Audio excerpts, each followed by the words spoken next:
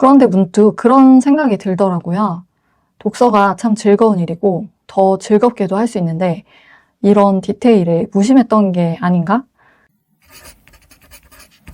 안녕하세요. 텍스트 포텐셜입니다. 2026년 새해가 밝았는데요. 올해는 좀 더 뜻깊은 독서를 하고 싶어서 계획을 한번 세워봤어요. 같이 이야기해보고 또 여러분의 독서 계획도 댓글로 나눠주시면 좋겠습니다. 우선 저의 첫 번째 계획은 난이도가 높은 작품들을 읽는 것입니다.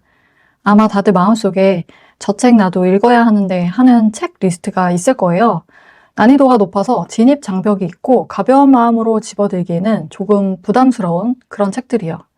그런데 이런 책들이 읽고 나면 정말 오래 남고 관련된 지식이나 해석들을 보면서 시야를 넓히기에도 제격인 것 같아요. 그래서 no pain, no gain이라는 말이 어울리는 책들이죠. 제가 올해는 기어코 독파하리라 하는 마음을 먹은 책 6권의 목록을 정했는데요. 우선 제레드 다이아몬드가 쓴 총균쇠입니다.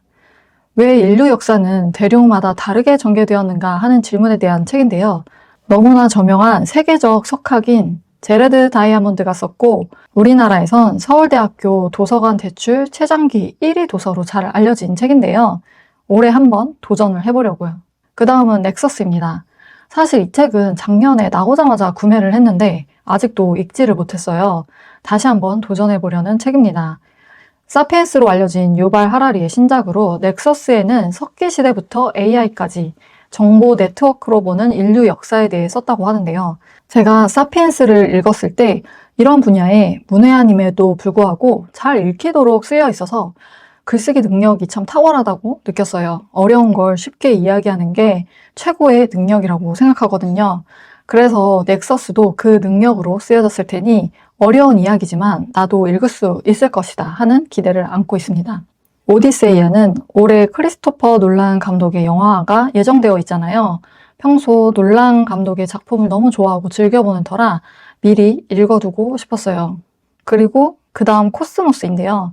제가 정말 약한 분야가 역사와 과학이에요. 일단 알고 싶기도 하고 신기하기도 하지만 어느새 잠이 들어 있습니다. 그래서 엄두가 안 나서 너무 유명한 작품이지만 지금까지 도전을 못했는데요. 조금씩이라도 올해는 꼭 읽어봐야겠다고 생각하고 있어요. 그 다음 소설 삼체인데요. 넷플릭스 시리즈로 처음 알게 된 작품인데 엄청난 드라마에 빠져서 완전히 몰입해서 봤거든요. 정말 이런 작품은 알기 전과 후가 달라지는 경험을 하게 만드는 것 같아요. 이야기의 스케일이 엄청나서 세계관이 마구 확장되는 느낌을 받았거든요. 여운이 남아서 원작까지 구입했는데 아직 제 책장에 조용히 잠들어 있답니다.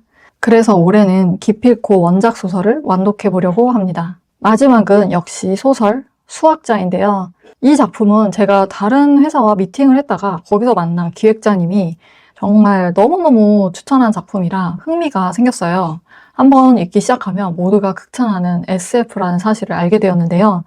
엄청난 기술의 발달로 죽음이 사라진 세상에서 인구 조절을 위해 벌어지는 이야기라는 걸 듣고 엄청 호기심이 생긴 상태입니다. 과연 이 6권을 모두 완독할 수 있을지 아직은 알 수 없지만 즐겁게 도전해 보려고요. 이어서 두 번째 계획은요. 독서 기록을 새로이 하는 거예요. 예전에 제가 습작생일 때는 구성을 분석하는 연습을 많이 했었어요.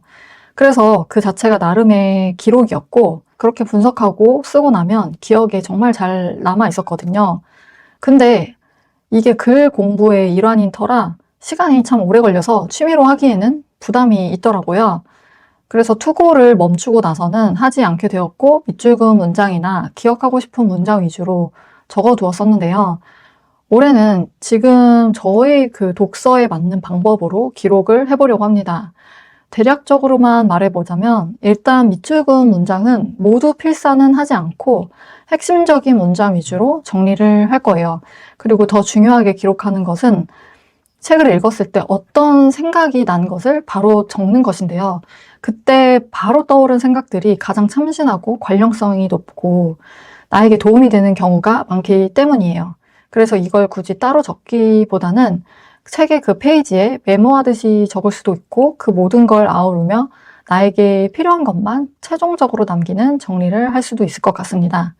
그리고 책을 읽고 나면 아주 간단하게라도 총평을 적으려고요. 부분적으로 생각하는 것보다 전체적인 의견을 정리하는 게 훨씬 공력이 많이 되기 때문에 오히려 기억에도 오래 남거든요. 예전에는 글 공부의 일환으로 하는 기록 기자 필사였지만 지금은 인사이트를 얻고 사고를 확장하는 방법의 일환으로서 기록을 해보려고 합니다. 마지막 세 번째 계획은요. 독서를 즐기기 위한 방법들을 정리해보는 거예요. 어렸을 때부터 책을 좋아했고 문창과를 나오고 책을 쓰고 편집자로 일하다 보니 지금까지 거의 반평생 독서를 해왔는데요. 독서를 즐기기 위한 방법들을 구체화해보지는 않았던 것 같아요. 그런데 문득 그런 생각이 들더라고요. 독서가 참 즐거운 일이고 더 즐겁게도 할 수 있는데 이런 디테일에 무심했던 게 아닌가? 제가 여름에는 여름 과일인 복숭아를 먹으면서 보기 좋은 소설을 고르기도 하고 독립 서점에 가서 그 서점에서 큐레이션한 책을 일부러 꼭 사와서 보기도 하고 어떤 부분이 참 뛰어나서 배우고 싶다고 생각한 사람에게 일부러 추천을 받기도 했는데요. 그 모든 일들이 다 독서를 다양하게 즐기기 위한 방법이었더라고요. 지금까지는 그것에 대해서 특별히 생각해 보지 않았는데 정리해서 공유도 하고 이야기도 나누고 또 더 좋은 방법들을 찾아내거나 배우는 것도 좋겠다는 생각이 들었어요. 여기까지 제가 세운 2026년 독서 계획을 이야기해 보았는데요. 확실한 목표, 적합한 기록, 즐기는 방법 이렇게 세 가지로 정리할 수 있겠습니다. 다른 독서 계획을 세우신 분들이 있다면 저에게 들려주시길 바라고요. 앞으로도 독서와 글쓰기에 대한 이야기를 하고 싶으시다면 텍스트 포텐셜 좋아요 눌러주시고 구독 부탁드려요. 감사합니다.